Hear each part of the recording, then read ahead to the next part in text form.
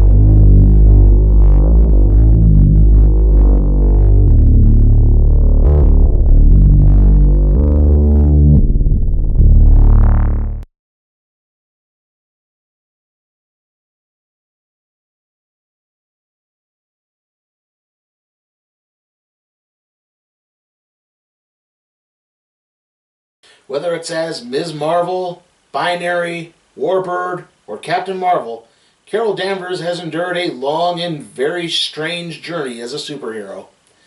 Funny thing is, she almost started out as Marvel's answer to DC's Wonder Woman.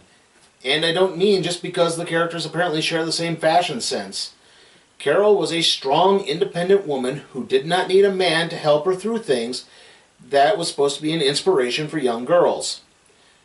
Unfortunately, unlike Wonder Woman, Carol got turned into a metaphorical punching bag for almost 25 years. How does that happen?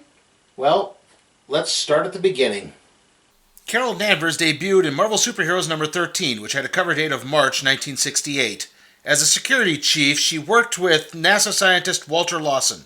Unbeknownst to Danvers, Lawson was actually Mar-Vell, a defector from the alien Kree Empire who had sworn to protect the planet Earth as Captain Mar-Vell.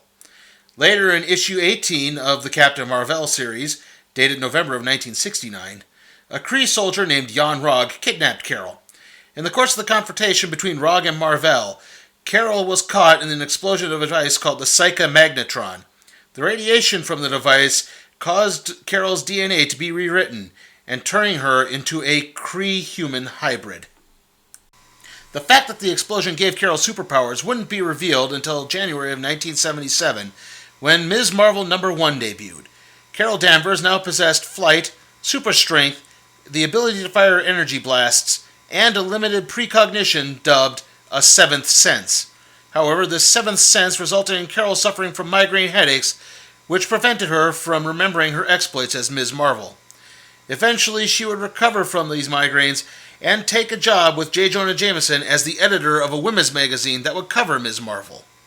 Writer Chris Claremont would take over the writing of the series with issue number 3 and would write it for the remaining 20 issues. Of particular note would be issue number 16, in which Claremont introduced a new shape-shifting mutant villain named Mystique. By 1979, it was decided that Ms. Marvel would join the Avengers. Sadly, what should have been a boom for the character instead turned into a Titanic bust.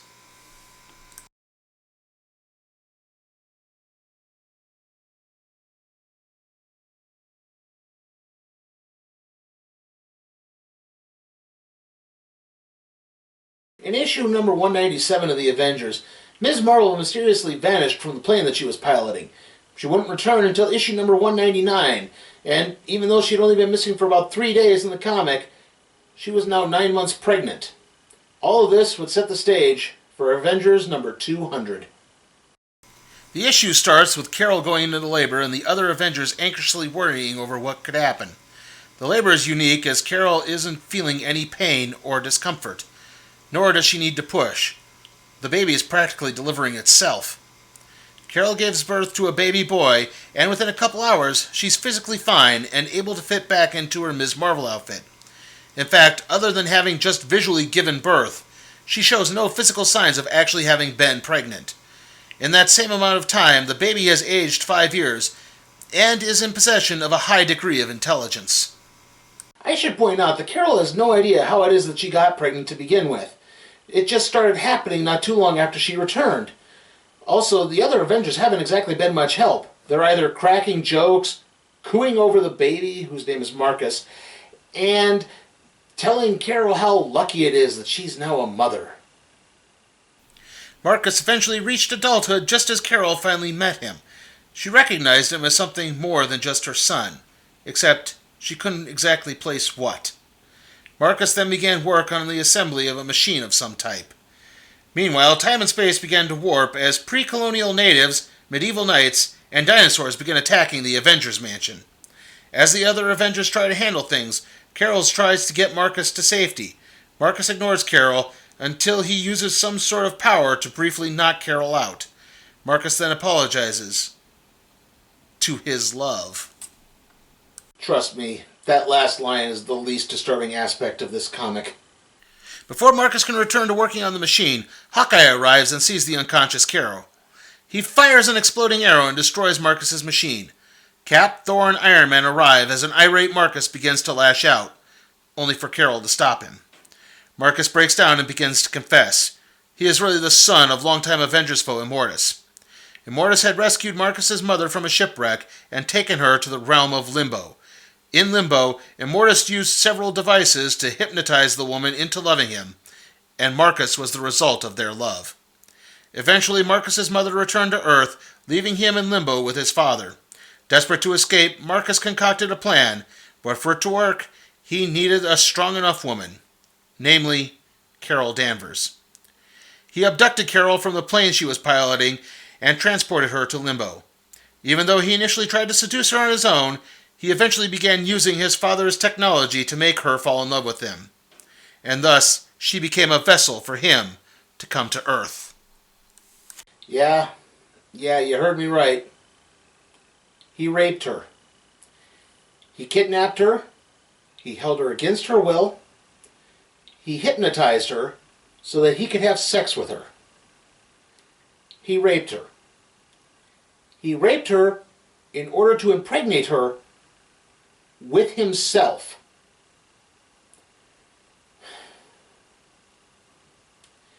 You know, 4 rather highly regarded comic book professionals worked on this issue.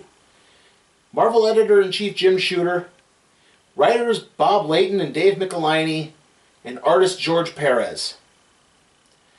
I don't know what's worse, that one of these 4 guys thought this was a really good idea for a story, or 2, the other 3 ran with it. But oh no, we're not done yet. That's right. We have not actually begun to stupid.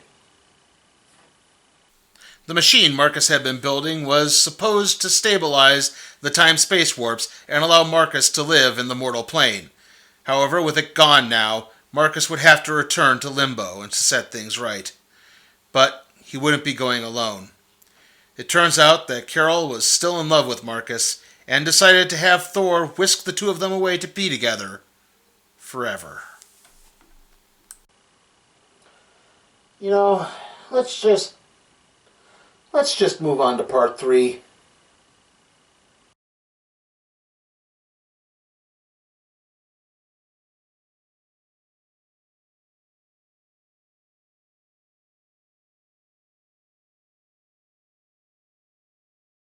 Suffice to say, there was a bit of a backlash to Avengers number 200.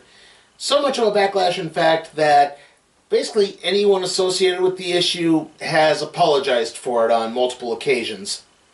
And perhaps no 2 people were angrier than comic historian Carol A. Strickland, who wrote an essay about the issue entitled The Rape of Miss Marvel, and writer Chris Claremont, who worked on a majority of her first series, and held the character dear to his heart. In fact, Claremont immediately set about trying to undo what had happened to Carol Danvers. In Avengers Annual number 10 from 1981, Jessica Drew, Spider-Woman, found the comatose body of Carol Danvers floating in the Los Angeles Bay. Drew called in Charles Xavier to help find out what happened to Carol. Xavier scanned Carol's mind and found that it had been mysteriously wiped clean of its memories. He was able to restore enough of Carol's memories to set up a meeting with the Avengers. Upon their arrival, Carol lashed out at the Avengers. She took them to task for how they acted during the whole fiasco of Avengers 200. She then pointed out that she wasn't actually in love with Marcus. She was still under his mind control when they left. The fact is, Marcus began aging rapidly upon returning to Limbo and died within 6 months. This enabled Carol to break free and return to Earth. She tried to lay low, not wanting to face the Avengers yet, when one day she was suddenly attacked by the adopted daughter of her old enemy, Mystique. This was a young mutant named Rogue. Rogue grabbed Carol and began absorbing her power. Carol fought back, even flying in the air in order to get Rogue to let go. The harder Carol fought, the harder Rogue held on. When it was done, Rogue had permanently absorbed Carol's powers and mind. With that, Carol Danvers effectively severed ties with the Avengers, opting instead to stay with the X-Men and work with Charles Xavier in trying to regain all of her memories. Carol would even go on a few adventures with the X-Men. One such excursion resulted in an encounter with the alien race known as the Brood.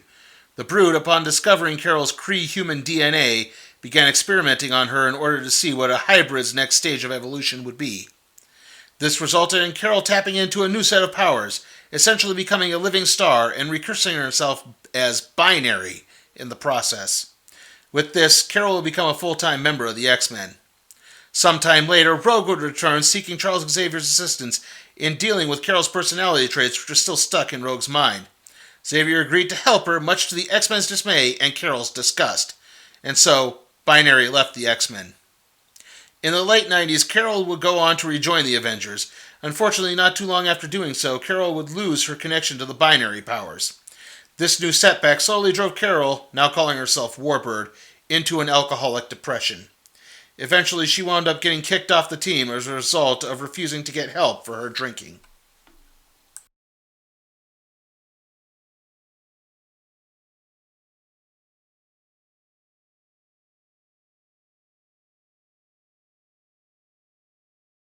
If Carol truly had a best friend in the comics, it would probably be Wanda Maximoff, aka the Scarlet Witch. Wanda was the one who endorsed Carol for the Avengers. Wanda was the one who stayed by Carol's side when she first found out she was pregnant with Marcus. Wanda was the one who had a broken heart when she had to cast the deciding vote to kick Carol off the team because of her drinking. So it shouldn't come as much of a surprise that when Wanda lost control of her powers, which resulted in the House of M event, Carol would be one of the beneficiaries of it. Carol became the Captain Marvel of the House of M universe and was Earth's most popular hero, mutant or otherwise. After the universe reverted to normal, Carol was left with the desire to achieve the success she had on her own terms. Once again going by Ms. Marvel, Carol slowly but surely began working her way back. Eventually, she would join up with Tony Stark's mighty Avengers, even taking over leadership of the team at one point.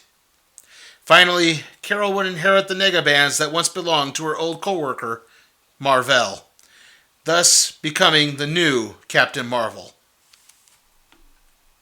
And I think that's where we're going to end this little retrospective. I know there have been some other developments in Carol's story, but I think it's best to leave the character comfortable in her own skin for the first time in a long time. Also, it seems that Marvel's gone comfortable with Carol as well.